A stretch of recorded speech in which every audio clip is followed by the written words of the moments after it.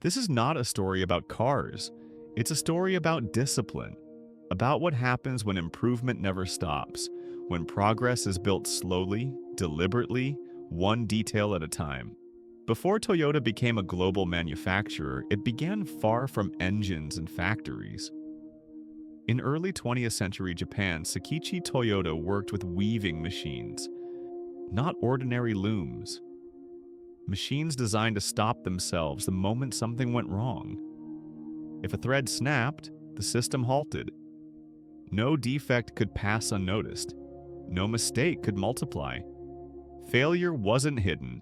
It was studied, corrected, improved. This mindset shaped everything. Waste was the enemy. Quality was the goal. Speed meant nothing if the result was imperfect. His son, Kichiro Toyoda, watched Japan transform. Cities modernized, industry accelerated, transportation became essential, and he believed the same principles of precision could build automobiles. Not faster than others, not cheaper than others, but better. In the 1930s, Toyota produced its first vehicles. They weren't impressive, they weren't powerful, but every component was tested. Every failure documented, every weakness strengthened. Again and again. Production was slow, painfully slow by modern standards, but each model improved over the last. Toyota engineers searched for problems instead of hiding them. They welcomed breakdowns. They treated flaws as data.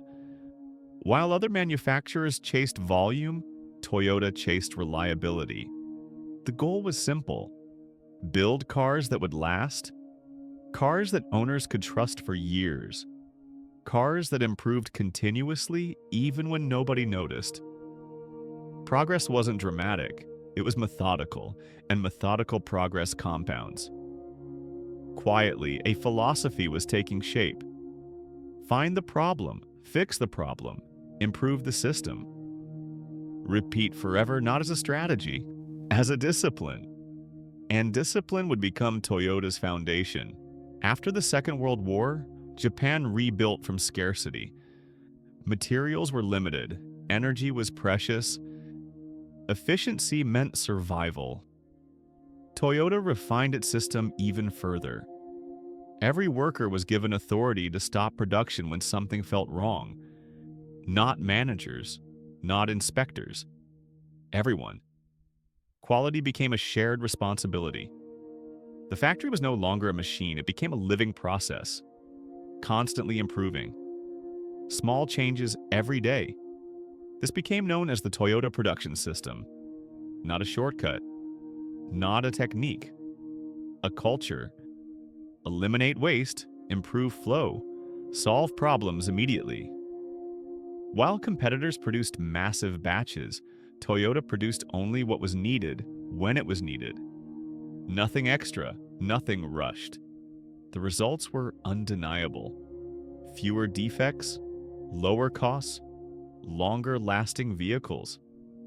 By the 1970s and 1980s, Toyota expanded across the world. Factories appeared in America, Europe, Asia. But the philosophy never changed. Same discipline, same standards, same obsession with improvement. Customers began to notice something rare. Toyota cars didn't break often, they aged slowly, they kept running long after others failed. Reliability became reputation, and reputation became trust. Then came innovation. Not flashy, practical, hybrid technology. The Prius. Long before sustainability became fashionable, not for image, for efficiency.